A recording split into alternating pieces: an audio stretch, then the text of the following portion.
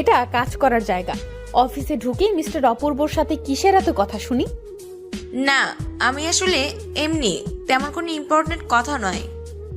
So important কথা ছাড়া অযথা কথা বলা বাচালের স্বভাব। আই হোপ আপনি সেই স্বভাবের নন। সো নেক্সট টাইম যেন এরকম কিছু না দেখি। নতুন জয়েন করেছেন তাই এর চেয়ে বেশি কিছু বললাম না। যান, নিজের চেয়ারে গিয়ে কাজ করুন। আমি মনে মনে ভাবছি মিস ফাইজাকে এর চেয়ে আরো বেশি কিছু বলার ছিল নাকি। বাপরে, বস হিসেবে বসার রাগী লোকটা যে কতটা ভয়ঙ্কর তা আজ না দেখলে বুঝতে পারতাম না। মিস ফাইজা নিজের চেয়ারে গিয়ে বসলো আর বর্ষা দুটো চোখ বড় বড় করে একটা রাগী লোক নিয়ে আমার দিকে তাকাতে তাকাতে নিজের রুমে চলে গেল। ও চলে যাওয়ার পর আমরা সবাই নিজ নিজ চেয়ারে বসে যার যার কাজ করতে লাগলাম। আমি একটু দাঁড়িয়ে মিস ফাইজার দিকে তাকালাম।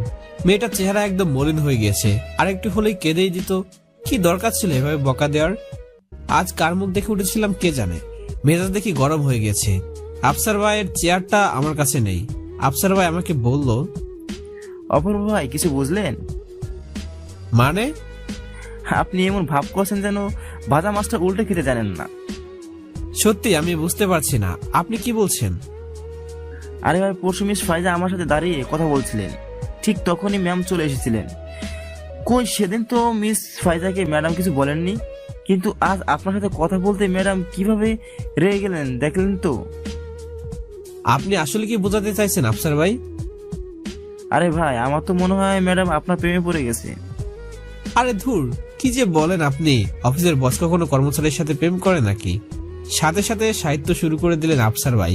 এই হৃদয়কে ভেবো না তুমি দুর্বল হে প্রিয়তমা। তোমার ভালোবাসা পাওয়ার জন্য তোমার চরণের দাস হয়ে থাকবো, বাধা নেই আমার। ভালোবাসা না মানে ধরি, না মানে গরিব, ভালোবাসা না মানে বৈষম্য। মনের মিল থাকলে ভালোবাসা ধরা দিবে এই হৃদয়ের কাঁচায়। তুমি রাজার মেয়ে হলেও আমি প্রজা হয়ে তোমাকে ভালোবাসবো, কারণ তোমার মনে আমার মন মিশে গেছে। তাই কোন না কোনো বৈষম্য, ভেদ বিচার ভুলে যাও হে প্রিয়তমা। ভালোবাসা হৃদয় থেকে আসে, তাই তো ভালোবাসি তোমায়। কিছু বুঝলেন? বুঝলাম যে আপনি খুব ভালো সাহিত্য করতে জানেন। আমি কি বোঝাতে চাইলাম আর আপনি কি বুঝলেন?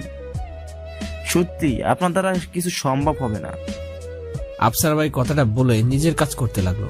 আমি ওনার কথায় হাসতে হাসতে নিজের কাজ করছি। হঠাৎ পিয়ন এসে আমাকে বললো ম্যাডাম নাকি আমাকে ডাকছে। চেয়ার থেকে উঠতেই আফসার ভাই বলল, এই যে অপূর্ব ভাই, ম্যাডাম কিন্তু আপনাকে ডাকছে না। মানে পিয়ন তো বলে গেল ম্যাডাম ডাকছে। আরে ভাই, আপনি কি কে দিতে পারেন নাকি? ম্যাডাম তো আমাদের জন্য, আপনার জন্য এই মুহূর্তে লাল মরিচ খুব ঝাল, ভিতরে যান, গেলেই বুঝতে পারবেন। আজ আপনার একদিন, ম্যাডামের একদিন। কি যে বলেন আপনি আফসার ভাই। ওনার কথাটা হেসে উড়িয়ে দিয়ে আমি বর্ষার রুমে গেলাম। রুমের দরজার সামনে দাঁড়িয়ে বললাম, ম্যাম আসতে পারি? জি আসুন। আমি দাঁড়িয়ে আছি ওর সামনে। বর্ষা নিচের দিকে তাকিয়ে আমাকে প্রশ্ন করলো, সকালে খেয়েছিস কিছু? জি খেয়েছি। তা মিস ফাইজা তোকে কি বলছিল? তেমন কিছু না, এই হাই হ্যালো কেমন আছেন এই সব কিছু। হঠাৎ বর্ষা মাথা উঠে আমাকে বলল, শুধু কি হাই হ্যালো? এত হেসে হেসে কেউ হাই হ্যালো বলে? আমি কিছু বুঝি না তাই না? আর কেমন আছিস সেটা দেখতে পাচ্ছিস না? ওনার চোখে কি চশমা পরা নাকি? শোন, তোকে একটা কথা সাফ সাফ বলে দিচ্ছি, ওই মেয়েটার থেকে 10 হাত দূরে থাকবি। মেয়েটার হাব ভাব আমার বেশি সুবিধা লাগে না। কি বলছেন ম্যাম? মেয়েটা তো ভালোই। কি কি বললি তুই? 2 দিন হয়নি পরিচয় হয়েছে, এর মধ্যে মেয়েটা তোর কাছে ভালো হয়ে গেল? এই অফিসে আমি 6 মাস যাবত কাজ করছি। কে কি রকম সব আমার জানা আছে বুঝলি। কিন্তু মিস ফাইজা তো মাত্র 2 দিন হলো জয়েন করেছে। তাতে কি, ওকেও আমার চেনা হয়ে গেছে। ওকে যেটা বলেছিস সেটা করবি, ওর কাছ থেকে দূরে থাকবি, বোঝা গেছে আমার কথা? মাথা নাড়িয়ে বললাম, জি ম্যাম বুঝতে পেরেছি। বুঝতে পারলেই ভালো। এবার বসতে পারিস। এতক্ষণ ধরে দাঁড় করিয়ে রেখে এখন বসতে। এখন ভাবতে লাগলাম আফসার ভাইয়ের কথাটা কি ঠিক? বর্ষা কি ঠিক আসলে আমার প্রেমে পড়েছে? ওকে আমাকে ভালোবাসে যেমনটা আমি ওকে ভালোবাসি? এসব কথা ভাবতে ভাবতে নিজে নিজে হাসছি। আমার হাসি দেখে বর্ষা আমাকে বলল, কিরে তুই হাসছিস কেন? না এমনি। এমনি কেউ হাসে নাকি কারো কথা মনে পড়ে এত হাসি আসছে শুনি? না কারণ এমনিতেই। বাই দ্য ওয়ে, শার্টটা তোকে দারুণ মানিয়েছে। Looking very nice. Thanks. Miss Faiza ও এই কথা বলেছিলেন। কি কি বললি তুই? না আসলে তোকে না বলেছি ফাইজার কথা মাথায় রাখবি না? জি ম্যাম, সরি, ভুলে গিয়েছিলাম। মাথায় যেন থাক। হুম। আচ্ছা শোন, প্রতি বছর অফিস ম্যানেজমেন্ট কমিটি একটা ট্যুরের আয়োজন করে, এই বছরও করেছে। যাক ভালো, কিন্তু ট্যুরটা কোথায় হবে? সুন্দরবন। একটু পরে অফিসে অ্যানাউন্স করা হবে, তাই তোকে আগে বলে দিলাম। ম্যাম, আর কোনো কথা না থাকলে এবার আমি যেতে চাই, অনেক কাজ আছে। আচ্ছা ঠিক আছে, যা। আর শোন, ওই ফাইজার সাথে যেন বেশি মেলামেশা করতে না দেখি। জি ম্যাম। তানহার রুম থেকে বেরিয়ে নিজের চেয়ারে বসতেই আফসার ভাই আবার শুরু করে দিলেন। কি অপূর্ব ভাই, কেমন খেলেন লাল মরিচ? মানে? বলছিলাম না খুব ঝাল, কেমন লাগলো? আফসার ভাই, আপনি সবসময় একটু বেশি বলেন। আরে মিয়া সব বুঝি, বয়সটা তো আর কম হয় নাই। একটা বিষয় তবে পরিষ্কার, আমাদের ম্যাডামের গলায় তাহলে আপনার মাটা ঝুলছে। আমি ওনার কথা হেসে উড়িয়ে দিয়ে নিজের কাজ করতে লাগলাম। হঠাৎ আমাদের অফিসের এক সিনিয়র বস ইয়াকুব সাহেব অফিসের সেই ট্যুরটার কথা সবাইকে অ্যানাউন্স করে দিল। তারপর আমার দিকে এসে আমাকে বলেন, মিস্টার অপূর্ব, জি স্যার বলুন। এই অফিসের বস আপনার কোনো আত্মীয় হয় নাকি? স্যার বুঝলাম না। নতুন জয়েন করেছেন, একদিন অফিস করে দুদিনের মাথায় অফিস ফাঁকি। এমনকি অফিসে যে আসবেন না সেটা কাউকে জানানোর প্রয়োজন বোধ করলেন না। কোথায় ছিলেন কালকে? কি না মানে স্যার, আসলে বলেন নো প্রবলেম, আমার কান খোলাই আছে, এখনো বয়রা হয়ে যায়নি। কোথায় ছিলেন কালকে? আমি কোনো কথা না বলে চুপ করে দাঁড়িয়ে আছি। কিভাবে যে বলি আমি কালকে থানার সাথে ছিলাম। আমার চুপ থাকা দেখে আবার আমাকে বলল, কি হলো বলুন, চুপ করে আছেন কেন? হঠাৎ পেছন থেকে বর্ষা বলল, মিস্টার ইয়াকুব, কি হয়েছে? কেন আপনি অপূর্বকে বকছেন? কোনো সমস্যা? মিস্টার ইয়াকুব খুব নরম সুরে বললেন, না আসলে ম্যাম, কালকে আপনি ছিলেন না তো অফিসে, সেই সাথে মিস্টার অপূর্ব অফিসে আসেনি। তাকে এটাই জিজ্ঞাসা করেছিলাম যে কেন তিনি আসেননি। বর্ষা সবার সামনে মিস্টার ইয়াকুবকে বলল, জিজ্ঞেস করার কিছু নেই, কালকে মিস্টার অপূর্ব আমার সাথে ছিল। ও ম্যাম সরি, আসলে আমি জানতাম না। ঠিক আছে, আপনি এখন যেতে পারেন। বর্ষার মুখে কথাটা সবাই শুনে এমন মিলে আমার দিকে তাকালো যেন অন্য গ্রহের কোনো প্রাণী দেখছে। আমি তো লজ্জায় শেষ। কি দরকার ছিল সবার সামনে কথাটা বলার? কথাটা বলে বর্ষা চলে গেল, আর আমি নিজের চেয়ারে বসে পড়লাম। ওদিকে আফসার ভাই সুযোগ পেয়ে গেল আমাকে আরো কিছু কথা শোনানোর। আফসার ভাই আমাকে বলল, অপূর্ব ভাই, তাহলে তলে তলে এতদূর চলে গেছেন, আর মুখে বলেন কর্মচারীর সাথে প্রেম হয় নাকি? আমি শুধু হাসছি আর নিজের কাজ করছি। কি বলবো, বলা তো আর কিছুই রইল না। সবাই তো এখন এটাই ভাবছে যে বর্ষার সাথে আমার সম্পর্ক আছে। যাই হোক, অফিস শেষ করে সোজা বাড়ি চলে এলাম। আজ খুব টায়ার্ড লাগছে, প্রথম দিনের মতো এত কাজ করেছি। দরজাটা খুলতে দেখলাম ফ্লোরে একটা কাগজ পড়ে আছে। কাগজটা উঠে দেখি একটা চিঠি। চিঠিটা খুলতেই কিছু লেখা দেখতে পেলাম। চিঠিতে লেখা ছিল, জীবন মরণ প্রশ্ন, প্লিজ নিচে দেওয়া ঠিকানা চলে আসুন। আমি এখনো বুঝে উঠতে পারছিলাম না যে কি করব। কে লিখলো চিঠিটা? আমি পরে ভাবলাম যে এত কিছু বুঝে কাজ নেই, যেহেতু জীবন মরণের প্রশ্ন লিখেছে তাহলে নিশ্চয় মারাত্মক কিছু। তাই বেশি দেরি না করে সোজা নিচের দেওয়া ঠিকানা চলে গেলাম। কিন্তু সেখানে গিয়ে দেখি একটি কাজী অফিস। যাই হোক, বেশি কিছু না ভেবে সোজা কাজী অফিসের ভিতরে ঢুকলাম। কিন্তু ভিতরে গিয়ে যা দেখলাম তা একদম অপ্রত্যাশিত ছিল। কাজী অফিসের ভিতরে ফিজা বসে আছে, কিন্তু ও এখানে কি করছে? আর কাজী অফিসে বা ওর কি কাজ? তাহলে কি ফিজা আমাকে চিঠিটা লিখেছিল? আর যদি লিখেই থাকে তাহলে জীবনমরণ প্রশ্নটা কেন লিখেছে? উফ, আমি আর কিছুই ভাবতে পারছি না। একটু এগোতে ফিজা আমাকে দেখে দাঁড়িয়ে গেল। আমি ফিজার কাছে গিয়ে প্রশ্ন করলাম, ফিজা তুমি কাজী অফিসে কি করছো? এরকম একটা জায়গায় কেন এলে তুমি? আরে চিঠিটা কি তুমি আমাকে লিখেছিলে? জি, আমি আপনাকে লিখেছিলাম। ফিজা প্লিজ বলো আমাকে, আসলে এখানে হচ্ছেটা কি? তুমি কাজী অফিসে কেন এলে? কি ঘটেছে কি এখানে? আর আমাকে চিঠি লেখার মানে কি? কেন লিখেছো চিঠি আমাকে? আপনাকে কিছু গুরুত্বপূর্ণ কথা বলার ছিল, তাই চিঠির মাধ্যমে আপনাকে জানিয়েছি এখানে আসতে। গুরুত্বপূর্ণ কথা? জি, খুব ইম্পর্টেন্ট। ফিজার মুখে এই কথা শুনে বুকের ভেতর কেমন যেন ধুকধুক করতে লাগলো। এই মেয়েটার মতিগতি একদম ভালো লাগছে না আমার। সারা শরীর আমার কাঁপছে। গুরুত্বপূর্ণ কথা তো বাড়িতেও বলতে পারতো, কিন্তু গুরুত্বপূর্ণ কথা বলার জন্য কাজী অফিসে ডেকে এনেছে কেন? আমার তো এই মুহূর্তে মনে হচ্ছে এই মেয়ে না জানে আমাকে বিয়ের প্রস্তাব করে বসে, তাহলে আমি শেষ। অসম্ভব, এটা তো হতেই পারে না। বর্ষাকে ছাড়া অন্য কাউকে ভালোবাসা আমার পক্ষে অসম্ভব। ফিজা ঠিক কি করতে চাইছে এখনো সেটা আমার কাছে অস্পষ্ট। যাই হোক, সব কুচিন্তা ভাবনাকে এক সাইডে রেখে সাহস করে ফিজাকে প্রশ্ন করলাম, কি গুরুত্বপূর্ণ কথা বলো? আর গুরুত্বপূর্ণ কথা তো বাড়িতেও বলতে পারতে, কাজী অফিসে ডেকে আনার মানে কি? সব বলবো, আমার সাথে একটু আসবেন প্লিজ? কোথায়? এই তো এখানেই, প্লিজ আসুন। আমি ফিজার সাথে যেতে লাগলাম। আমার হার্টবিট যেন 100 গুণ বেড়ে গেছে। মেয়েটা যে কি করতে চাইছে কিছুই বুঝতে পারছি না। আমার তো রীতিমতো ভয় লাগছে। ফিজা আমাকে কাজী অফিসের পাশের রুমে নিয়ে গেল। ওইখানে যেতেই একটি ছেলে আমাকে সালাম দিল। আমার থেকে বয়স 4 বছরের মতো কম হবে।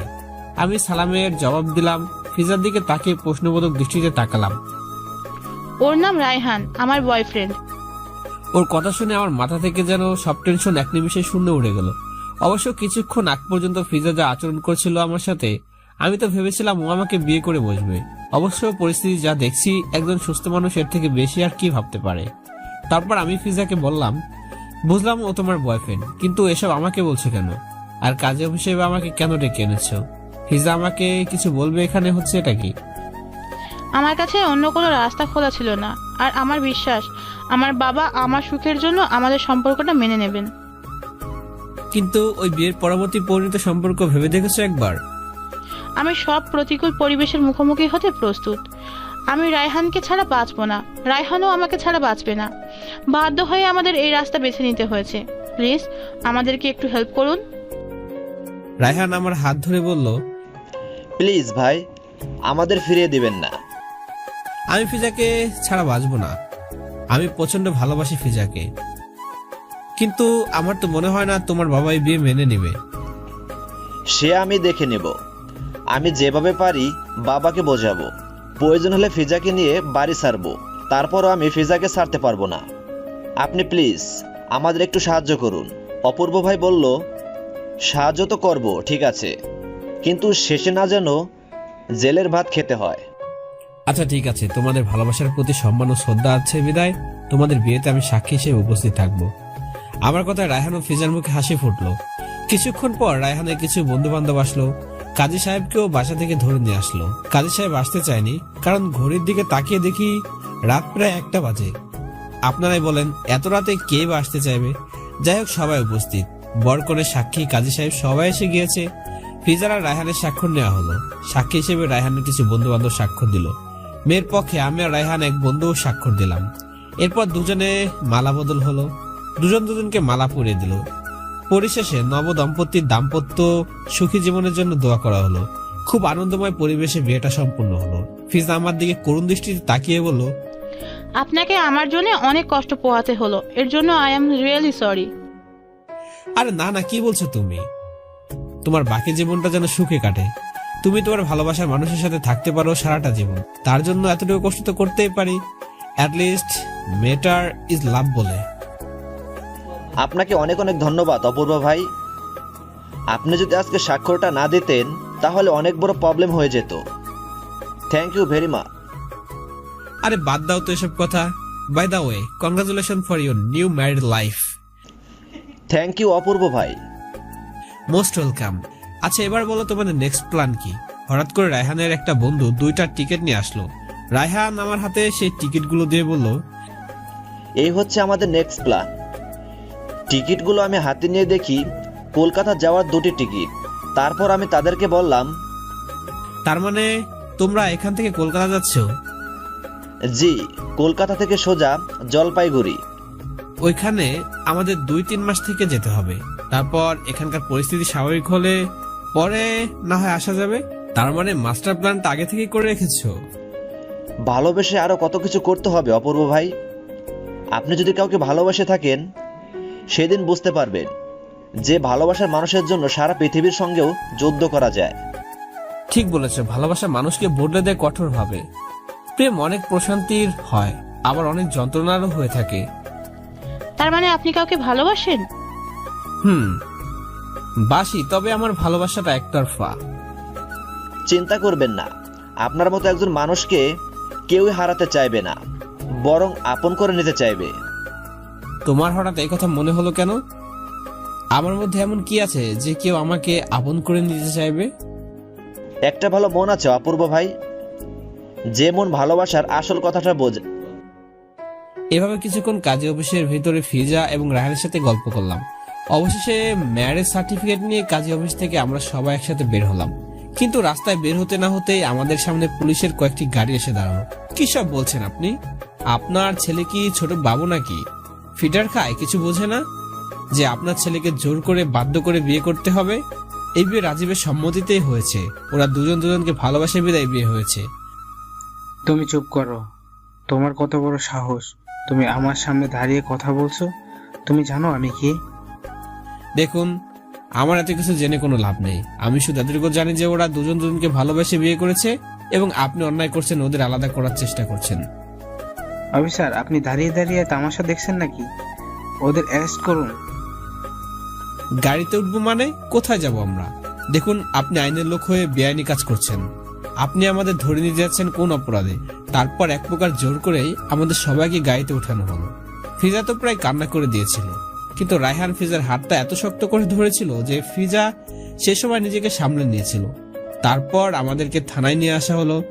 রাস্তায় যেতে যেতে ভাবছিলাম, বর্ষা যদি জানতে পারে আমি জেলে, তখন বর্ষার রিয়াকশনটা কি হবে? ও কি আসবে আমাকে জেল থেকে ছাড়িয়ে নিতে? যাই হোক, রায়হান, ফিজা, রায়হানের বন্ধুরা এবং আমি সহ সবাই থানার ভিতরে ঢুকলাম। তবে থানায় ঢুকে আমি যে চমক পেলাম তার জন্য মোটেও প্রস্তুত ছিলাম না, কারণ থানার ভিতরে বর্ষা বসে আছে। এই মেয়ে এখানে কি করছে? কিভাবে জানলো যে আমাকে থানায় নিয়ে আসা হলো? দিনে দিনে মেয়েটা আমার কাছে আরো রহস্যময় হয়ে উঠছে। বুঝতেই পারছি না এখানে হচ্ছেটা কি। বর্ষা আমাকে দেখেই দাঁড়িয়ে গেল। আমি তো পুরাই থমকে গেলাম বর্ষাকে এখানে দেখে। আমি ওর কাছে গিয়ে খুব কৌতূহল সহকারে প্রশ্ন করলাম, আপনি এখানে কেন? আমার কি এখানে আসা মানা নাকি? হ্যাঁ, দেখুন, সবসময় মজা করবেন না, আর এখন মজা করার সময় না, ওকে? ওলে বাবা লে, স্যারের রাগও আছে দেখছি। কি করছেন কি পাবলিক প্লেসে? আর আপনি থানায় কি করছেন এত রাতে? রাত 2টা বাজে। এই সময় আপনি এখানে কেন? আমি তো কিছুই বুঝতে পারছি না। আমাকে প্লিজ একটু খুলে বলবেন কি হচ্ছে এখানে? তুই এখানে কি করছিস আগে সেটা বল। আমাকে পুলিশ ধরে এনেছে এখানে। কেন? ইফটিজিং করেছিলি কাউকে? কি বলছেন এসব আপনি? আপনার মাথা ঠিক আছে? ইফটিজিং করবো আমি?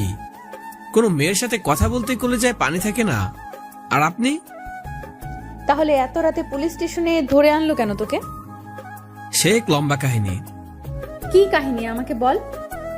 তারপর আমি বর্ষাকে আস্তে আস্তে সব ঘটনা খুলে বললাম।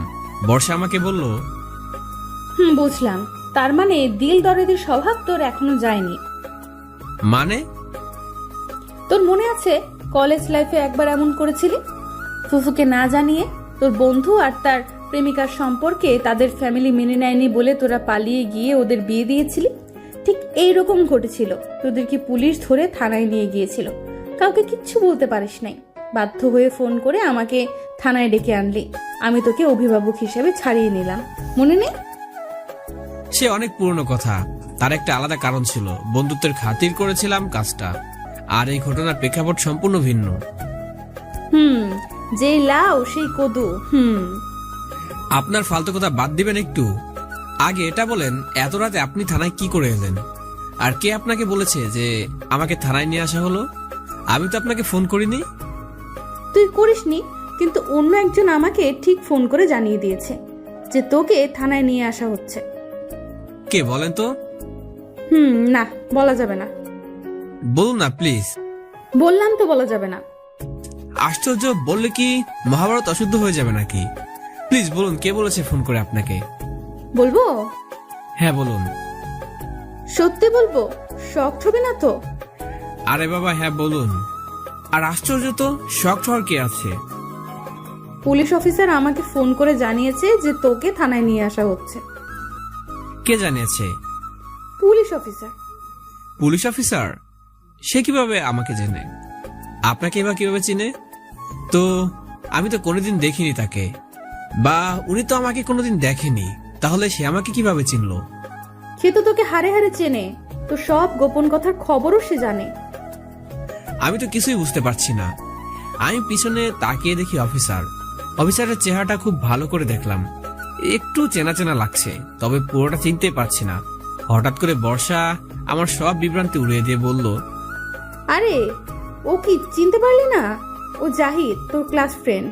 ওই আমাকে ফোন করে বলেছে। আমি অবাক হয়ে জাহিদের দিকে তাকিয়ে আছি।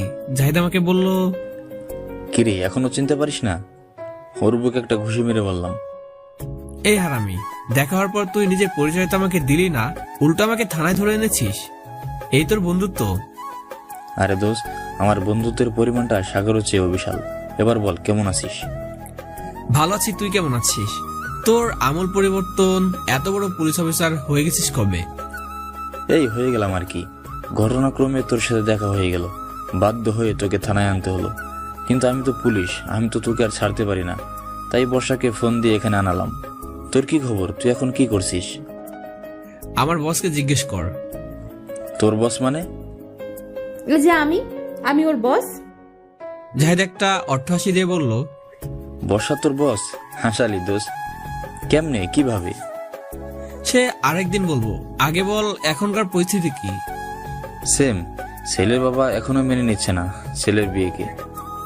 চল চল তো ব্যাপারটা দেখি। এরপর আমরা সবাই তাদের কাছে গেলাম। গিয়ে দেখলাম বাবা আর ছেলের মধ্যে বাকযুদ্ধ লেগে রয়েছে। রায়হানের বাবা ওর বিয়েকে মেনে নিতে চাচ্ছে না, আর রায়হান ও ফিজাকে ছাড়া থাকতেও পারবে না। আপনাকে অনেক অনেক ধন্যবাদ মিস বর্ষা। যদি আপনি আমার বাবাকে না বোঝাতেন, তাহলে হয়তো আজীবনের জন্য আমার বাবার সাথে আমার সম্পর্কটাই খারাপ হয়ে যেত। Thanks to you for explain my mother. Thanks and congratulation for your new married life. তোমাদের বিবাহিত জীবন সুখের হোক। জি ধন্যবাদ। এরপর ফিজা রায়হান আমার কাছে আসলো। এসে রায়হান আমাকে বলল, অপূর্ব ভাই, আপনাকে অনেক অনেক ধন্যবাদ। সেই সাথে আমি খুব লজ্জিত। বাবা আপনাকে অনেক খারাপ খারাপ কথা বলেছেন, তাই I am really sorry for everything. না না, ওসব আমি মাথায় রাখিনি। তোমরা এখন যাও, তোমাদের বাবা গাড়িতে অপেক্ষা করছেন। আর ফিজা, তোমার বিবাহিত জীবনের জন্য শুভকামনা রইল। ভালো থেকো। আপনাকে অনেক অনেক ধন্যবাদ মিস্টার অপূর্ব। আমাদের জন্য আপনি যা করলেন তা কখনো ভোলার নয়। আচ্ছা ঠিক আছে, এখন যাও, বেস্ট অফ লাক। এরপর রায়হান, ফিজা আর ওদের বন্ধুরা সবাই চলে গেল। পুলিশ স্টেশন থেকে জাহিদ এর সাথে চুটিয়ে গল্প করব সে সময়ও নেই। ঘড়ির দিকে তাকিয়ে দেখি রাত প্রায় 2:30 বেজে গিয়েছে। জাহিদ আমাকে বলল, অপূর্ব, তোরা তাহলে এখন চলে যা, অনেক রাত হয়ে গেছে। আচ্ছা আজ তাহলে আসি। আজ তো আর গল্প করতে পারলাম না, এমন একটা প্রতিকূল পরিবেশে তোর সাথে দেখা হলো, যা বলার নয়। আজ তাহলে আসি রে, পরে একদিন ছুটি আড্ডা দেব। আজ তাহলে আসি। জাহিদ, ভালো থেকো। তুমিও ভালো থেকো বর্ষা। আর হ্যাঁ, সাহেবের দিকে একটু নজর রেখো। সে আর বলতে হবে না। এরপর জাহিদের কাছ থেকে বিদায় নিয়ে চলে এলাম। বর্ষার গাড়িতে বসে আছি, দুজন দুই দিকে মুখ করে, কেউ কথা বলছে না। হঠাৎ নীরবতা ভেঙে আমি বর্ষাকে প্রশ্ন করলাম, রায়হানের বাবাকে আপনি কিভাবে চেনেন? রায়হানের বাবা আমাদের অফিসের বিজনেস পার্টনার, সেই সূত্রে ওনার সাথে পরিচয়। ও, আর আমি আসাতে কত সুবিধা হয়েছে তাই না? কত সহজে ব্যাপারটা মিটে গেল। হ্যাঁ, তা আর বলতে হয়। এতে হাসার কি আছে আবার? না, লেডি পুলিশের কাজ করেছেন আজ, স্যালুট করতে হয় আপনাকে। ঢং। আচ্ছা, এই যে এত রাত করে আপনি বাড়ি থেকে বেরিয়ে এসেছেন, আপনার ভয় করেনি যদি আপনার কিছু হয়ে যেত? হলে হতো। হলে হতো মানে? একটা রিস্ক নেওয়ার কোনো মানে আছে? রাতে রাস্তাঘাট কত বিপজ্জনক হয় আপনি জানেন না, আর একটা মেয়ের জন্য তো আরো বেশি বিপজ্জনক। রিস্ক তো তাদের জন্যই নেয় যাদেরকে কাছের ভাবা যায়, আপন ভাবা যায়, কিংবা ভালোবাসার অধিকার যাদের উপর। আমি ওর চোখ থেকে চোখ সরিয়ে বললাম, অনেক সময় কাছের মানুষ কিংবা এই ভালোবাসার মানুষের কাছ থেকে অনেক অবহেলা সহ্য করতে হয়। আর এই অবহেলার কারণে যেখানে ভালোবাসা থাকার কথা, সেখানে আঘাতের জর্জরিত হয়ে যায় হৃদয়টা। ভালোবাসার পথটা এতটা সহজ নয়। অবহেলা, অভিমান এসব থেকেই তো ভালোবাসার সূচনা হয়, তাই না? হয়তো, কিন্তু এই ভালোবাসা নামক একটা শব্দই অনেক সময় মানুষের জীবনে কান্নার কারণ হয়ে দাঁড়ায়। যারা সত্যিকারের ভালোবাসে, ভালোবাসতে জানে, তাদের চোখে কান্না মুছে দেওয়ার জন্য বিধাতা কাউকে না কাউকে ঠিকই পাঠায়। কি ব্যাপার, আজ খুব আবেগী কথাবার্তা বলছেন? বাইরের দিকে তাকিয়ে চুপ করে বর্ষা। আমি যেন বারবার বর্ষার মায় জড়িয়ে পড়েছি, ওর প্রেমে পড়েছি শতবার, কিন্তু মনের এই গভীর অনুভূতিটা প্রকাশ করার সাহস হয়নি কখনো। আজও বলতে পারিনি ওকে। জানি না কোনোদিন বলতে পারবো কিনা, তবে আমার জন্য ওর এতটা কেয়ারিং, এটা কিসের ইঙ্গিত দিচ্ছে? ভালোবাসা হয়তো, আবার নাও হতে পারে। আমি এই দ্বিধাদ্বন্দ্বে কতদিন ভুগবো জানি না। হঠাৎ আমি লক্ষ্য করলাম গাড়িটা বাড়ির দিকে না গিয়ে গাড়িটা সরু কোনো রাস্তা দিয়ে যেতে লাগলো। আমি অবাক হয়ে বর্ষাকে বললাম, আরে আরে গাড়ি কোথায় যাচ্ছে? এটা তো বাড়ির পথ না। আমি জানি এটা বাড়ির পথ নয়, তোকে একটা জায়গায় নিয়ে যাব আজ। মানে এত রাতে কোথায় যাবেন আবার? একটা প্রশান্তি পাওয়ার মতো জায়গায়। মানে বুঝলাম না। খুব পবিত্র একটা জায়গায়। আর কিছু? কিন্তু এত রাতে কেন? তোর কোনো সমস্যা? না আসলে চুপ করে থাক, আর একটাও প্রশ্ন করবি না। আমি ওর রাগ দেখে চুপ হয়ে গেলাম। ওর চুলগুলো হাওয়ায় উঠছে, টানা টানা চোখগুলো যেন কথা বলে। ওর দিকে তাকাতে আমি যেন হারিয়ে যাওয়ার সৌন্দর্যময় রূপের মাঝে এক দৃষ্টিতে তাকিয়ে ওর দিকে আছি। এই মায়াময় চেহারা, আমি যেন দিনে দিনে আসক্ত হয়ে যাচ্ছি। গাড়িটা নির্জন কোনো পথে চলতে থাকলো। আবার ওকে প্রশ্ন করলাম, আমরা কোথায় যাচ্ছি? কোনো উত্তর পেলাম না। প্রায় 10 মিনিট চলার পর কোথাও এসে গাড়িটা থামলো।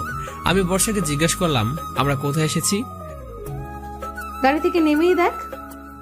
বর্ষা গাড়ি থেকে নামলো, আমিও নামলাম। দেখলাম আমরা একটি দরবার শরীফের সামনে। তারপর আমি বর্ষাকে বললাম, এই তাহলে আপনার সেই পবিত্র জায়গা? কেন এসেছেন এখানে? শুনেছি এইখানে এসে পবিত্র মনে আল্লাহর দরবারে কিছু চাইলে আল্লাহ তাকে ফিরিয়ে দেন না, সব চাওয়া পূরণ করেন। জায়গাটা খুব পবিত্র। বুঝলাম, কিন্তু আমাকে কেন নিয়ে এসেছেন এখানে? কেন? না আসলে আপনি তো এখানে একা আসতে পারতেন, কিন্তু আমাকে সাথে নিয়ে এলেন, ঠিক বুঝলাম না। তোর এই প্রশ্নের উত্তরটা না হয় পরে দেব। পরে কেন? কিছু প্রশ্নের উত্তর বুঝে নিতে হয়, মুখে বলতে হয় না। কথাটা বলে বর্ষা মাজারের ভেতরে চলে গেল। আমি ওর চলে যাওয়াটা দেখছি। মেয়েটাকে যতবারই দেখছি ততবারই তার প্রেমে পড়ে যাচ্ছি। আবারও বুঝতে পারছি না ওর মাঝে রহস্য ভরা। সহজে কাউকে কোনো কিছু আন্দাজ করতে দেয় না। কি ভাবছে, কি বলছে, কিংবা কি করতে যাবে, কোনো কিছুই বোঝা দেয়। আমি বুঝতে পারি না 3 বছর আগে সদা সঞ্চল মেয়েটা হঠাৎ করে এতটা গম্ভীর কিভাবে হয়ে গেল, এতটা নীরবতা কিভাবে এলো ওর মাঝে। যা হোক, আমিও মাজারের ভিতরে ঢুকলাম। বর্ষা গিয়ে মেয়েদের রুজু করার স্থানে উজু করছে, আমিও গিয়ে ছেলেদের রুজু করার স্থানে উজু করে আসলাম। এত রাতে ওই জায়গাটা লোকারণ্য, অনেক মানুষ এখানে। কেউ নামাজ পড়ছে, আবার কেউ মাজার জিয়ারত করছে, কেউ বা 2 হাত তুলে কাঁদছে। আসলে জায়গাটা খুব শান্তিময়, মনে একটা আলাদা প্রশান্তি চলে এসেছে। বর্ষা মেয়েদের বসার স্থানে গিয়ে নামাজ পড়ছে, আমি ছেলেদের জায়গায় গিয়ে 2 রাকাত নফল নামাজ আদায় করে নিলাম। তারপর 2 হাত বাড়িয়ে দিলাম আল্লাহর দরবারে। শুধু একটি জিনিসই চাইলাম, শেষ নিঃশ্বাস পর্যন্ত যেন বর্ষা আমার পাশে থাকে। তাহলে আমার আর কোনো কিছু চাওয়ার নেই। ও যেন আমাকে ততটাই ভালোবাসে যতটা আমি ওকে ভালোবাসি। এই জীবনে জীবনসঙ্গী হিসেবে যেন বর্ষাকেই পাই। এরপর মোনাজাত শেষ করে মাজারটা জিয়ারত করলাম। বর্ষাও তার নামাজ শেষ করে মাজার জিয়ারত করলো। আমরা দুজন একসাথে রওজা শরীফের সামনে দাঁড়িয়ে আছি, এক আলাদা নিস্তব্ধতা মনের মাঝে। আমি ও বর্ষা একসাথে দাঁড়িয়ে আছি, রওজা শরীফের দিকে শুধু চেয়ে আছি। দুজনের মুখে কোনো ভাষা নেই, দুজনের মুখে নীরবতা, শুধু নীরবতা। নীরবতার বাঁধ ভেঙে দিয়ে আমি হঠাৎ বর্ষাকে প্রশ্ন করলাম, আচ্ছা আকাশ যদি কোনোদিন আপনার জীবনে ফিরে আসতে চায় তাহলে কি করবেন? আপনাকে আবার ভালোবাসতে চায় যদি, কি করবেন আপনি তখন? বললেন না যে? জানি না, সেই পরিস্থিতিতে আমার সিদ্ধান্ত কি হবে জানি না। তার মানে আকাশের জন্য আপনার হৃদয় এখনো ভালোবাসা অবশিষ্ট আছে, কিন্তু ভালোবাসার মানুষকে তো ভোলা যায় না। কষ্ট হয়, খুব কষ্ট হয়, কিন্তু ভুলতে তো হবে। সেই হারিয়ে যাওয়া মানুষটা যদি ফিরে আসে জীবনে, গ্রহণ করে নেবেন কি তাকে? জীবনে কখনো কখনো এমন পরিস্থিতির মুখোমুখি হতে হয় যা আমরা কল্পনাও করি না, কিন্তু সেই পরিস্থিতিতে সেই সময়ে যে সিদ্ধান্ত নেওয়া হয় সেটা মানুষের বিবেক থেকে আসে। আশা করি আমার জীবনে যদি কখনো সেই পরিস্থিতির মুখোমুখি হতে হয়, আমি সঠিক সিদ্ধান্ত নিব। আপনি কিন্তু বললেন না। কি? আকাশকে আপনি ভালোবাসেন এখনো? ওর জন্য আমার ভালোবাসা অনেক আগেই মরে গিয়েছে। হৃদয়ে যা আছে তা শুধু ঘৃণা।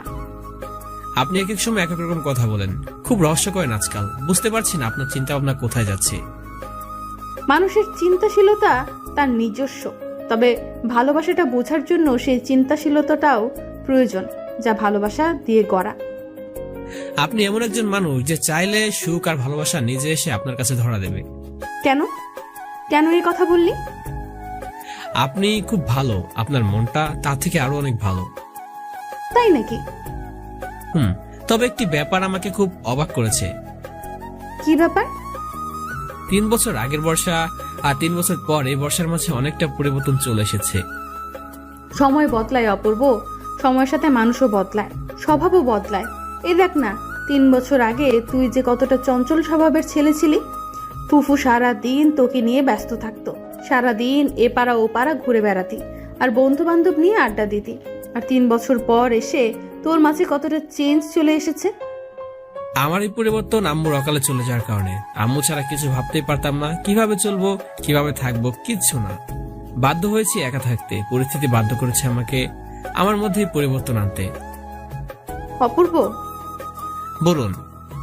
সত্যি করে একটি কথা বলবি আমাকে? কি সত্যি কথা? তুই জীবনে সত্যিই কাউকে ভালোবেসেছিস? সত্যিকারের ভালোবাসা? দেখুন, তুই কিন্তু একটি পবিত্র জায়গায় দাঁড়িয়ে আছিস, মিথ্যে বলবি না, না হলে পাপ হবে। আমাকে এই কথাগুলো জিজ্ঞেস করার জন্য এখানে নিয়ে এসেছেন? মনে কর তাই। আমি বেসেছিলাম একজনকে, খুব ভালোবেসেছিলাম তাকে। হৃদয়ের প্রতিটা জায়গা জুড়ে সে ছিল আমার। নিজের অজান্তেই হৃদয়ের মধ্যে এক দামি সিংহাসন তৈরি করেছিলাম তার জন্য। তার জন্য ভালোবাসা ছিল এক বিশাল সাগরের মতো, তাকে দিব বলে। তারপর হঠাৎ একদিন জানতে পারলাম সেই মেয়েটির বিয়ে ঠিক হয়ে গেছে অন্য একটি ছেলের সাথে। মেয়েটি ছেলেটিকে ভালোবাসতো, মেয়েটি খুব খুশি ছিল ছেলেটিকে পাওয়ার আনন্দে। তারপর আর কি, আমার এই একতরফা ভালোবাসাকে আমি বিসর্জন দিয়ে দিলাম তার সুখের জন্য। এখনো তোর হৃদয়ে ওই মেয়েটির জন্য ভালোবাসা আছে, তাই না? প্রথম ভালোবাসা তো সহজে ঠিক ভোলা যায় না, মুছে ফেলা যায় না হৃদয় থেকে, রয়ে যায় অনেক গভীরে। সেই মেয়েটি এখন কেমন আছে, কোথায় আছে, কোনো খোঁজ রাখিস? সেই মেয়েটি আমার নিঃশ্বাসে আছে, আমার ভালোবাসার বিশ্বাসেও আছে, আমার হৃদয় আছে, শুধু এতটুকুই জানি। তার মানে তোর জীবনে ভালোবাসা ছিল। তাহলে তো তুই জানিস, তুই বুঝতে পারিস ভালোবাসায় ব্যর্থ হওয়া কতটা কষ্টদায়ক, কতটা যন্ত্রণাদায়ক হৃদয়কে। জানি, তবে মনটাও খুব বেহায়া নির্লজ্জ। যে কষ্ট দেয় তাকে বারবার মনে করে হৃদয়। এতক্ষণ দুজন মাজারের দিকে তাকিয়ে কথা বলছিলাম। বর্ষা এবার আমার দিকে তাকিয়ে বলল, তা কি চাইলি আল্লাহর দরবারে? কি তোর মনোবাসনা? কেন? এমনিতেই কি চাইলি? আগে আপনি বলুন, আপনি কি চাইলেন আল্লাহর কাছে? আল্লাহ যেন খুব জলদি একটা দুষ্টু মিষ্টি বউ তোর ঘাড়ে চাপিয়ে দেয়। কি করছেন কি? ছাড়ুন, সবাই দেখছে তো। দেখুক। অদ্ভুত চাওয়া কেন? ওমা, অদ্ভুত চাওয়া কই আবার? তোকে একদিন তো বিয়ে করতেই হবে, তাই একটু জলদি হলেই বা সমস্যা কি? তাই? এত কেয়ারিং আমার জন্য? কেন? ওমা, ফুফুর অবর্তমানে আমার কিছু দায়িত্ব আছে না তোর প্রতি? যেমন? কিছু হৃদয়ের কথা বলা যায় না, বুঝে নিতে হয়। ঠিক তেমনি কিছু প্রশ্নের উত্তর হয় না, প্রশ্নটা প্রশ্ন হয়ে থাকলেই বেশি শোভা পায়। কথাটা বলে বর্ষা মার্জার থেকে বেরিয়ে গেল। ওর কথাগুলো আমার হৃদয় কেমন যেন নাড়া দিল। বর্ষা কি আমায় ভালোবাসে? বর্ষা এই অদ্ভুত কথাবার্তাগুলো কিসের প্রতি ইঙ্গিত করে বারবার, আমি আজও বুঝিনি। তবে ওর এমন আচরণগুলো খুব ভালো লাগে, হৃদয় ছুঁয়ে যায় আমার। আমিও মাজার থেকে বেরিয়ে এলাম। এসে দেখি বর্ষা গাড়িতে উঠে বসে আছে। এরপর আমিও গাড়িতে উঠলাম। তারপর গাড়ি বাড়ির দিকে চলতে লাগলো। ঘড়ির দিকে তাকিয়ে দেখি 3:30 বাজে। আমি বর্ষাকে বললাম, অনেক রাত হয়ে গেছে তাই না? হ্যাঁ, অনেক রাত হয়ে গেছে। আচ্ছা, আপনি যে বাড়ি থেকে বেরিয়ে এলেন এত রাতে, মামাকে বলেছেন? কেউ জানে না যে আমি বাড়ি থেকে বেরিয়ে এসেছি। মানে? আমার বোনকে পাহারায় বসিয়ে এসেছি, যাতে কেউ জানতে না পারে আমি বাড়ি থেকে বেরিয়েছি। আজ যদি কেউ জেনে ফেলে? সমস্যা নেই, আমি সামলে নেব। কি বলবেন তখন? বলবো তোর সাথে ছিলাম। মানে বাড়ির সবাই আমার ব্যাপারে কি ভাববে একবার ভেবে দেখেছেন? কি ভাববে মানে? তোর এত বড় উপকার করলাম আর তুই আমার জন্য এতটুকু অপবাদ নিতে পারবি না? আপনি খুব মতলবী হয়ে গেছেন আজকাল। আমি এমনই। অবশ্যই গাড়ি চলতে চলতে আমার বাড়ির সামনে এসে দাঁড়ালো। আমি গাড়ি থেকে নামলাম। বর্ষা গাড়ির জানালা দিয়ে আমাকে বলল, কালকে কিন্তু 11টার মধ্যে পৌঁছে যাস। অফিস থেকে খাগড়াছড়ি যেতে হবে, মনে আছে তো? জি মনে আছে, পৌঁছে যাবো সময় মতো, আর আপনি সাবধানে যাবেন কিন্তু। হুম। কথাটা বলে বর্ষা চলে গেল। আমি ঘরে এসে দেখি 4টা বেজে গিয়েছে। 11টার মধ্যে অফিসে যেতে হবে, তাই এখন ঘুমিয়ে নিতে হবে। বালিশে মাথা দিতেই হারিয়ে গেলাম ঘুমের শহরে। হঠাৎ একটা মেসেজের আওয়াজে ঘুমটা ভাঙলো। চোখ খুলে ঘড়ির দিকে তাকিয়ে দেখি 10টা 20 বাজে। মোবাইল হাতে নিয়ে মেসেজটা পড়তে মুখের কোনো অজান্তে হাসি ফুটে এলো। কিরে, তুই এখন পর্যন্ত ঘুমিয়ে আসছিস?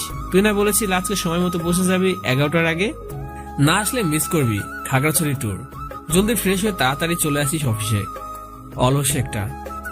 কি ব্যাপার আফসার ভাই, সবাই আমাকে এভাবে স্বাগত জানালো?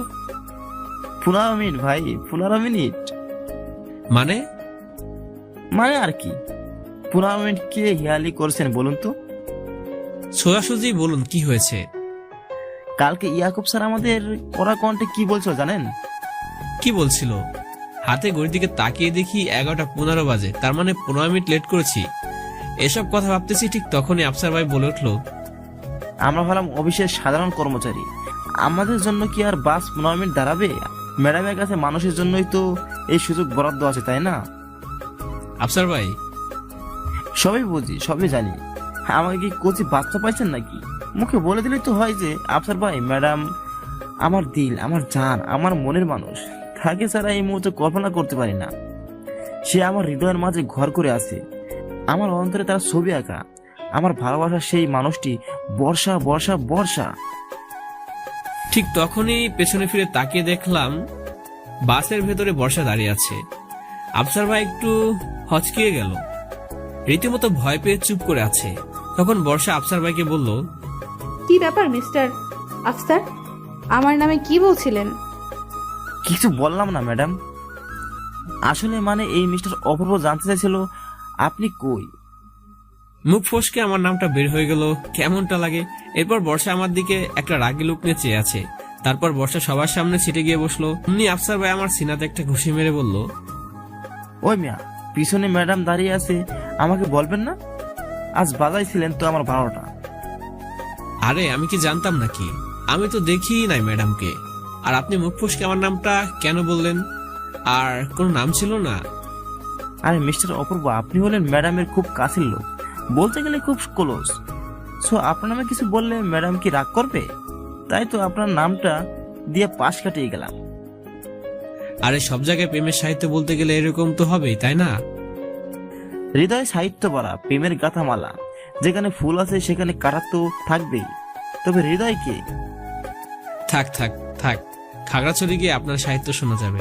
এখন প্লিজ একটু বসুন। বসলাম, দেখা যাক খাগড়াছড়িতে আবার কোন মুভি দেখতে হয়।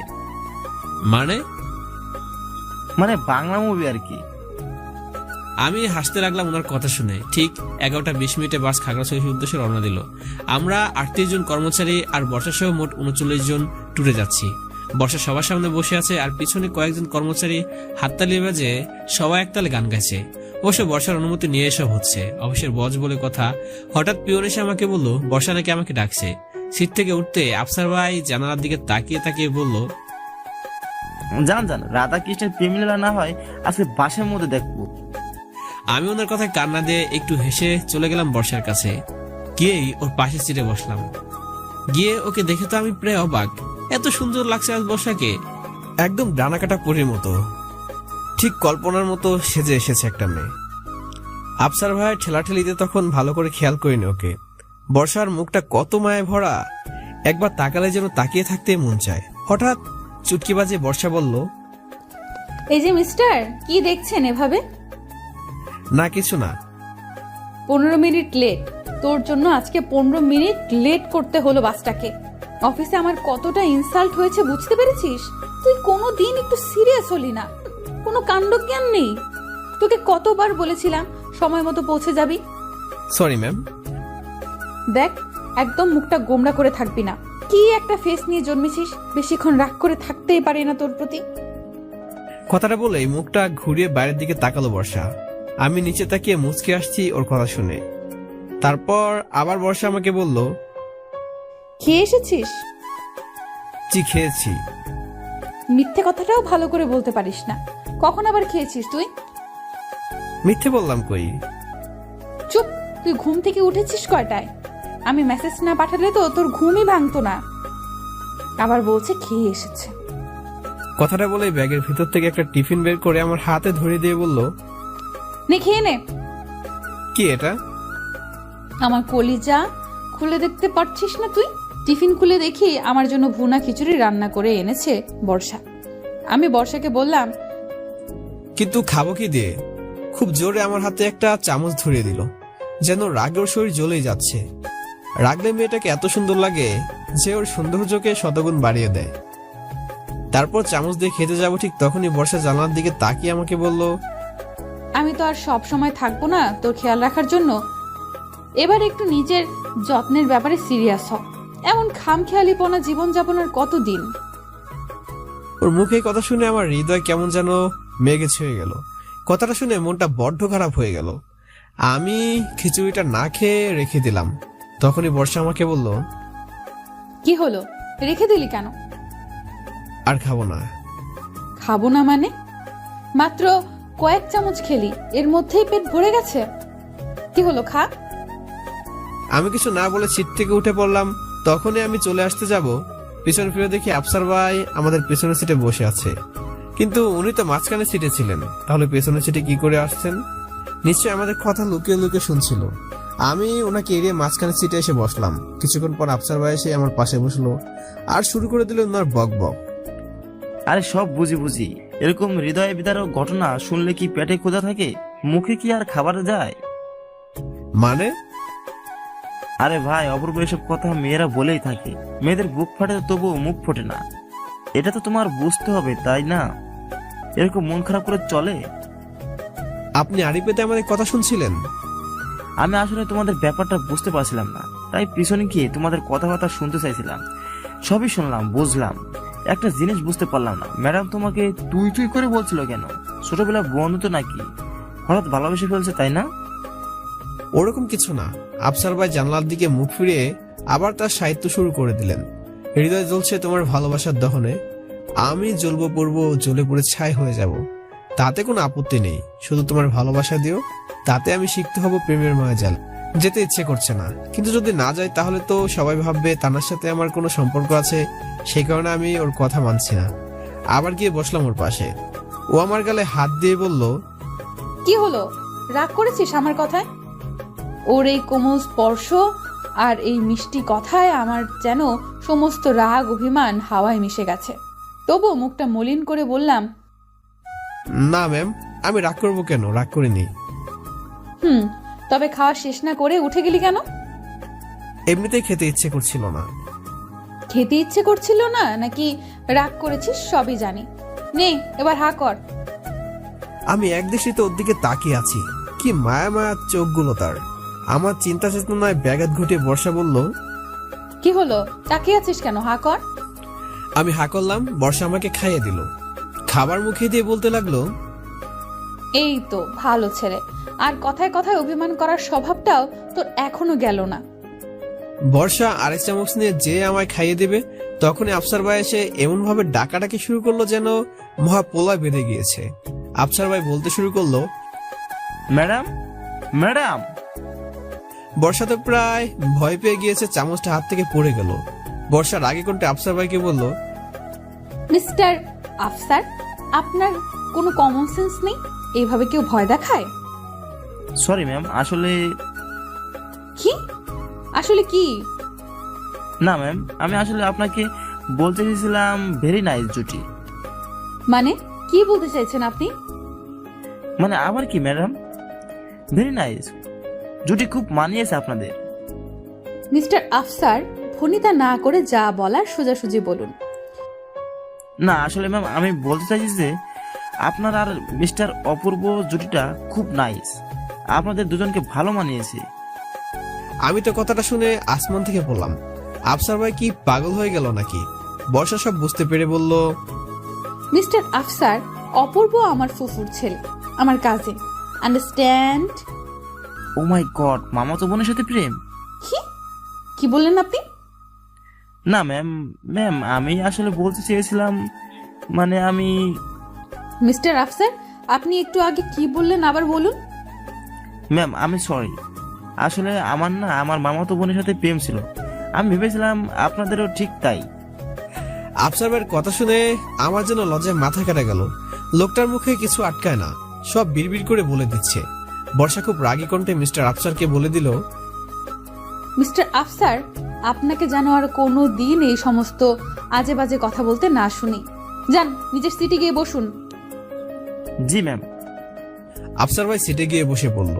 তখনই বর্ষা আমায় বলল, দেখেছিস লোকটা কি বলে গেল? দেখেছি। আপনি যেভাবে আমায় খাইয়ে দিচ্ছেন, মিস্টার আফসার এর থেকে বেশি আর কি ভাবতে পারে বলুন? শোন, কে কি বললো তাতে আমার কিচ্ছু যায় আসে না। আর তুই বেশি পাকা পাকা কথা বলিস না। নে হা কর। বর্ষা আমায় খাইয়ে দিচ্ছে। এভাবে বাসের মধ্যে সারাদিন ওর সাথে গল্প করতে করতে কাটিয়ে দিলাম। সন্ধ্যার পর ঠিক 6:20 খাগড়াছড়ি একটি বড় হোটেলে গিয়ে বাসটা থামলো। সবাই লম্বা জার্নির কারণে অনেকটা টায়ার্ড, এখন রেস্ট নিতে হবে।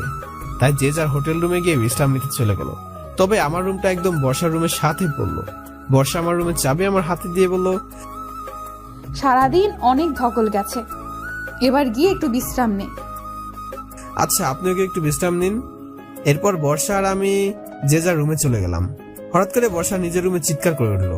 চিৎকারের শব্দ পেয়ে আমি দৌড়ে রুমে চলে গেলাম। রুমে যেতে ও আমাকে খুব শক্ত করে জড়িয়ে ধরলো। ওর এমন কাণ্ড দেখে আমি যেন আকাশ থেকে পড়লাম। এই প্রথম বর্ষা আমায় এত কাছ থেকে স্পর্শ করলো, আমি যেন স্বপ্নের মধ্যে আছি। খুব ইচ্ছে করছিল 2 হাত দিয়ে আমি ওকে শক্ত করে জড়িয়ে ধরি। ওর কপালে একটি ভালোবাসার স্পর্শ এঁকে দিয়ে বলি, আমি তোমায় ভালোবাসি বর্ষা, খুব বেশি ভালোবাসি।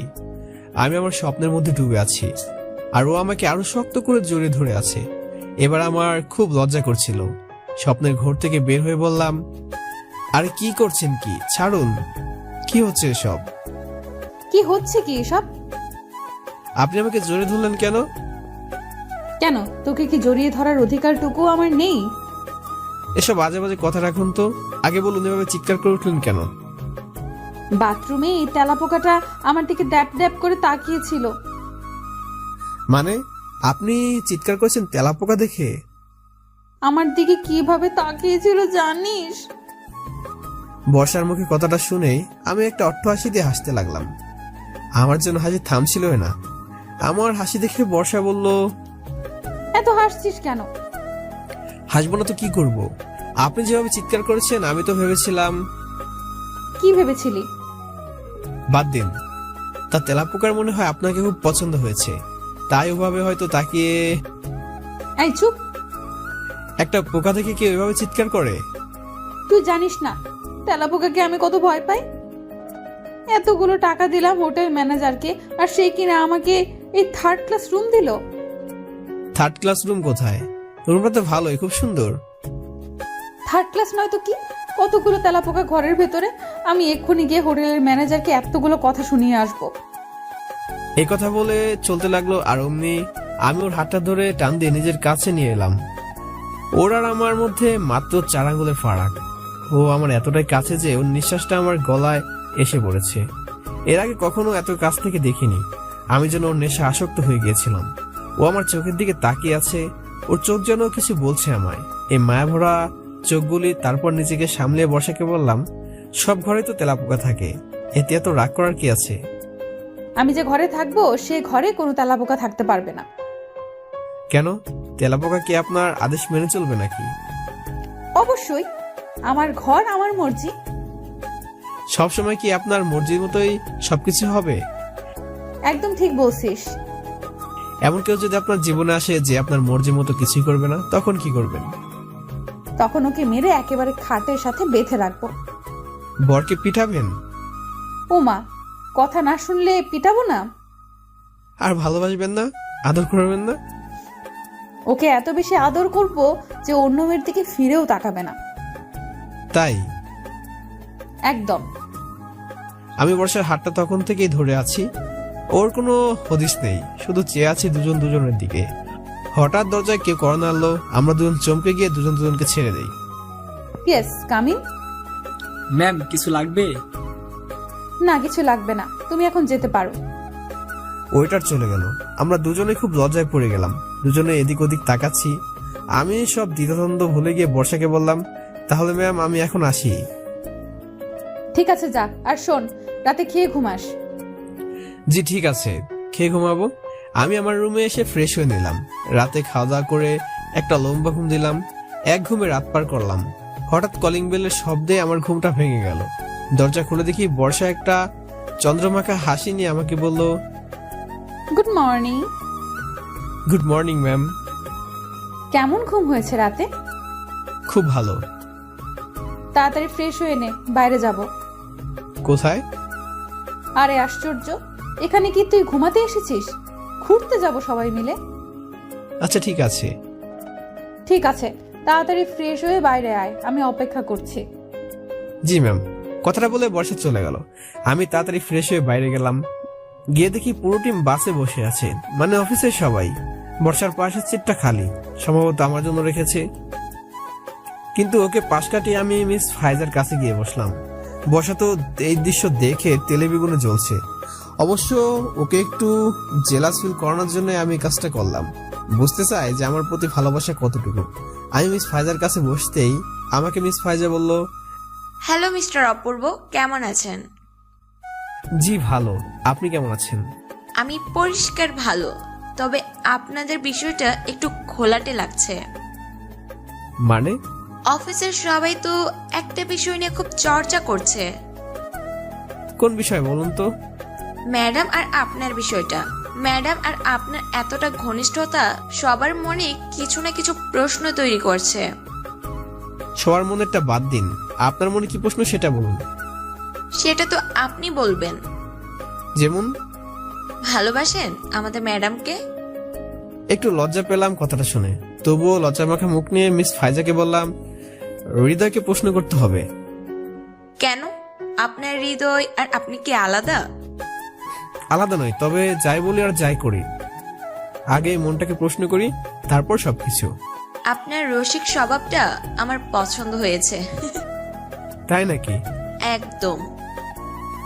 শুনলাম আফসার ভাই নাকি আপনাকে পছন্দ করে। মানে আফসার ভাই আজকাল আপনার দিকে একটু বেশি তাকাচ্ছে মনে হয়। কথাটা শুনে মিস ফাইজা একটু লজ্জাবোধ করলো। বুঝতে পারছি তারও কিছুটা দুর্বলতা আছে আফসার ভাইয়ের প্রতি। যাই হোক, আমি আর মিস ফাইজা পেছনে বসে হাসি ঠাট্টা করছি, আর বর্ষা কিছুক্ষণ পর পর আমাদের দিকে দেখছে। তবে আমাদের এই পুরো বিষয়টা লক্ষ্য করলেন আফসার ভাই। তিনি প্রথম থেকে আমাদের দিকে নজর রেখে চলেছে। হঠাৎ পিয়ন এসে বললো বর্ষা নাকি আমায় ডাকছে। আমি মিস ফাইজার কাছ থেকে উঠে গিয়ে বর্ষার পাশের সিটে গিয়ে বসলাম। সিটে বসতে বর্ষা আমাকে বলল, কিসের এত কথা তোর মিস ফাইজার সাথে? কই কিসের কথা? তাহলে এত হাসি ঠাট্টা কেন তোদের মাঝে? তোকে না বলেছি ওই মেয়েটার কাছ থেকে দূরে দূরে থাকবি? এই বলছিলাম কেমন আছেন, কি করছেন এসব। আমাকে কিন্তু টুপি পরাতে আসবি না, আমি কোনো কচি খুকি না, বুঝলি? সব বুঝি। কি বুঝবেন আপনি? শুধু তুই বুঝলি না। কিন্তু আমি ওর অভিমানটা ভাঙাতে গেলাম না। পাবলিক প্লেসে ওর সাথে এমনটা ঘনিষ্ঠ হওয়া বোধহয় ঠিক হবে না। আমি আর কথা না বাইরে চুপ হয়ে গেলাম। সারা পথ একটা কথা বলেনি। বাসটা হঠাৎ কোথাও থামলো। বাহ, খুব সুন্দর একটা জায়গা, চারদিকে পাহাড়, জঙ্গল, সবুজে সমারোহ। একটি মিষ্টি সকালে এরকম দৃশ্য দেখতে খুবই আনন্দের। সবাই বাস থেকে নেমে হাঁটতে লাগলাম। পাহাড়ের গা কেটে মাটি সিঁড়ি বানানো হয়েছে, সেই সিঁড়ি দিয়ে উপরে উঠতে লাগলাম। বর্ষা ঠিক আমার সাথে গোমরা মুখ করে থাকবে, কথাও বলবে না, কিন্তু আমার থেকে অন্য কোথাও যাবেও না। আর বাকিরা সব আগে থেকে পেছন করে চলেছে। সিঁড়ি দিয়ে উপরে উঠতে উঠতে খুব সুন্দর খোলামেলা একটা জায়গা গিয়ে দাঁড়ালাম আমরা। সেখানে আছে বাঁশের বেড়া দিয়ে কারু কাজ করা খুব সুন্দর একটি রেস্টুরেন্ট। সেই রেস্টুরেন্টের মাঠে একটা বড় চাদর বিছানো হলো। সেই চাদরে আমাদের সবাইকে গোল করে বসতে বলা হলো। আমরা বসলাম। বর্ষা ঘুরে ফিরে সে আমার পাশেই বসলো। সবাই আমার দিকে তাকিয়ে আছে এবং নিজেদের মধ্যে কি যেন বলছে। অবশ্য আমার বুঝতে বাকি নেই সবার মাঝে কি নিয়ে আলোচনা হচ্ছে। ইয়াকুব স্যার আমাদের সবার জন্য নাস্তার ব্যবস্থা করতে গেলেন। এর মাঝে আফসার ভাই বলে উঠলো, আচ্ছা আমরা কি এভাবে বসে থাকবো চুপ করে? কোনো বিনোদন, গান বাজনা, কবিতা, সাহিত্য এমন কিছু হয়ে যাক। মিস্টার আফসার, তাহলে পরিচালনার দায়িত্বটা আপনিই নিন। আমি? হ্যাঁ, আপনি পরিচালনা করুন। ম্যাডামের আদর্শ শিরোধার্য। তবে আমার একটি কথা আছে। কি কথা? পরিচালনার দায়িত্বটা যখন আপনি পেয়েছেন, তাহলে শুরুটাও আপনাকেই করতে হবে।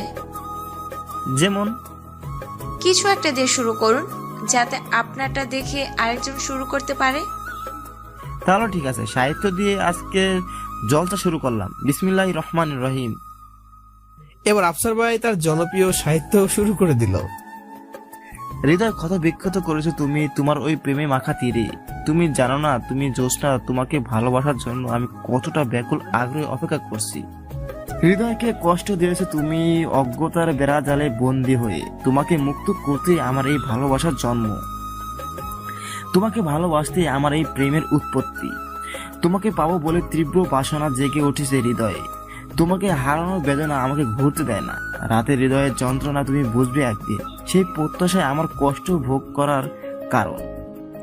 হে প্রিয়তমা, আমি তোমাকে ভালোবেসে আজ আমি বিনা রোগে রোগী হয়ে আছি। তোমাকে ভালোবেসে আমি হাবুডুবু খাচ্ছি কষ্টের সাগরে। হতাশা আমাকে স্পর্শ করতে পারেনি তোমার ওই চাঁদ মাখা মুখের হাসি দেখি বলে। কষ্ট আমার ছুতে পায়নি তোমার দিগল কাজল মাখা চোখ রেখেছি বলে। আমি ভুলে গিয়েছি সব যন্ত্রণা তোমাকে পাওয়ার আনন্দে। আত্মহারা হয়ে গেছি তোমার ভালোবাসায়। হৃদয় প্রশান্তি দেওয়ার মতো এমন একটি কথা বলে দাও তুমি আমায়, যা শ্রুতি মধুর হয়ে আমার কানে বাজবে সারাক্ষণ। কষ্ট, যন্ত্রণা, দুঃখ, বেদনা সে তো মরিচিকার মতো উড়ে যাবে তোমার ভালোবাসার একটু স্পর্শ পেলে। তাহলে আর দেরি কেন? সেই স্পর্শ আমায় দাও হে প্রিয়তমা। আমি তোমার সেই পবিত্র ছোঁয়া পেতে অধীর আগ্রহে অপেক্ষা করব আদি অনন্ত অনাদিনকাল পর্যন্ত। শেষ করতেই সবাই হাততালি বাজিয়ে আফসার ভাইয়ের সাহিত্যকে বরণ করে নিল। হঠাৎ করে মিস ফাইজা আফসার ভাইকে বলে উঠল, মিস্টার আফসার, আপনি যে এত ভালো সাহিত্য জানেন আগে কিন্তু জানতাম না। খুব সুন্দর হয়েছে।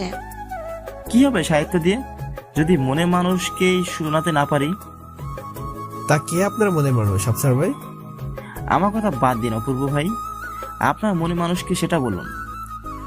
আমার আবার মনের মানুষ? কেন, আপনার কোনো মনে মানুষ নেই? কই না তো। এরপর আফসার ভাই সবার সামনে যে বিস্ফোরকমূলক কথাটা বলল, রীতিমতো যে বিস্ফোরণ ঘটালো তার জন্য আমি মোটেও প্রস্তুত ছিলাম না। কারণ আফসার ভাই বলল, লেডিস অ্যান্ড জেন্টলম্যান, এই মতো যিনি বললেন যে আমার কোনো মনে মানুষ নেই, তিনি একটি ডাহা মিথ্যা কথা বললেন। আসলে তার মনে মানুষ আছে, কিন্তু তিনি প্রকাশ করতে চান না। তবে আমরা সবাই ওনার মুখ থেকে শুনবো কে সেই মনে মানুষ। আমি আফসার ভাইয়ের অ্যানাউন্সমেন্ট শুনে যেন আসমান থেকে বললাম, এটা কি কথা বলে দিলেন উনি? এরকম কথা বলবেন সবার সামনে আমি কল্পনা করতেও পারিনি। আমি অবাক হয়ে তার কথাগুলো ভাবতেছি। হঠাৎ আফসার ভাই আমার ভাবনায় ব্যাঘাত ঘটিয়ে বলতে শুরু করলো, কি হলো অপূর্ব ভাই, বলুন।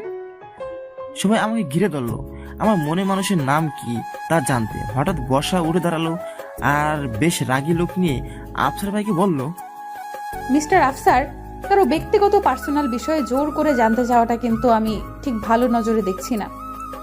ম্যাম প্লিজ, এই মুহূর্তে আমি এই টিমের পরিচালক। যেহেতু আপনি নিজে এই দায়িত্ব আপনাকে অপনয়ন করেছেন, অফকোর্স আপনি আমাদের অফিসের বস, কিন্তু সেটা অফিসে। যেহেতু আমি পরিচালকের দায়িত্ব পেয়েছি, সেহেতু আপনি এখন আমার আন্ডারে চলে গেছেন। তাই আমি যা বলবো এখানে তাই হবে, অন্য কেউ বললে সেটা গ্রহণযোগ্য হবে না। বর্ষা বেশ লজ্জা পেল আফসার ভাইয়ের কথা শুনে, তাই আর কথা না বাড়িয়ে বসে পড়ল।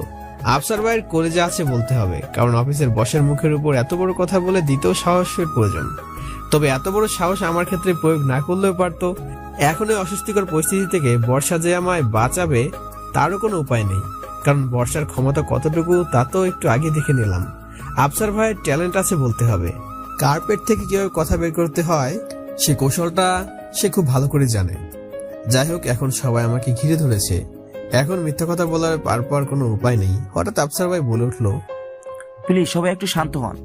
অপূর্ব ভাই অবশ্যই আমাদেরকে সেই মেয়েটির সম্পর্কে বলবে, তবে যেহেতু আমার মাধ্যমে এই জলসাটা একটি সাহিত্যের মঞ্চে পরিণত হয়েছে, সেহেতু অপূর্ব ভাই কিভাবে সেই মেয়েটির বর্ণনা দেবে আমাদের কাছে সেটা তার উপর ছেড়ে দিলাম।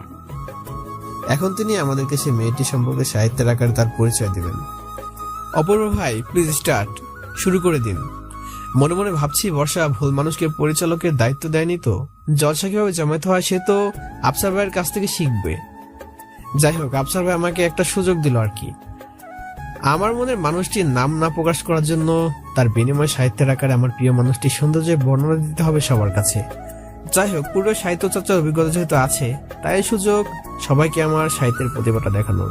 হঠাৎ করে আফসার ভাই বলে উঠলো, কি হলো অপূর্ব ভাই, কি এত ভাবছেন, শুরু করুন। তারপর আমি বলতে শুরু করলাম, সৌন্দর্য তার সৌন্দর্যের কাছে হার মানবে, তার দিকে একটিবার তাকালে চোখ ফেরানো দেয়। নিবিড় মায়াবী, এমনই সে রূপসী মায়াবিনী, তার রূপের মায়া না যেন কতজনকে ঘায়েল করেছে এই পর্যন্ত, তা এখন ইতিহাস। প্রেমে পড়াটা বাধ্যতামূলক যদি একটিবার তার পবিত্র চেহারা দেখে কেউ। তার চোখগুলো যেন হরিণের চোখের মতোই, তাই বারবার আমি প্রেমে পড়েছি ওই চোখের মায়ায়। সে চোখের নিচে কাজলের একটু স্পর্শ যেন বাড়িয়েছে তার সৌন্দর্য হাজার গুণে। তার মেঘকাল চুলে যেন আমাকে বারবার মুগ্ধ করে তুলেছে। তাই তো কাজল মাখা ওই দ্বিগল চোখে প্রেমে পড়েছি বারবার। আমার এতটাই পছন্দের সেই চোখগুলো, তার হাতের স্পর্শ যেদিন পেয়েছি সেদিন অনুভব করেছি তার কোমলতা। তাই তো বারবার তার প্রেমে পড়েছি আমি। তাকে ছাড়া আমি আমার জীবনে শূন্য, তাকে পেলে আমার জীবন পরিপূর্ণ। তার হাসি মাখা ওই চন্দ্র মুখটা না ভোলার মতো। হারিয়ে ফেলি দুঃখ, হারিয়ে ফেলি কষ্ট যন্ত্রণা যখন তার চন্দ্রমাখা ওই হাসি মুখটা দেখি। এমনই সৌন্দর্যের অধিকারিণী সে, মাঝে মাঝে মনে হয় পৃথিবীর সব সৌন্দর্য তার মাঝে প্রবাহিত।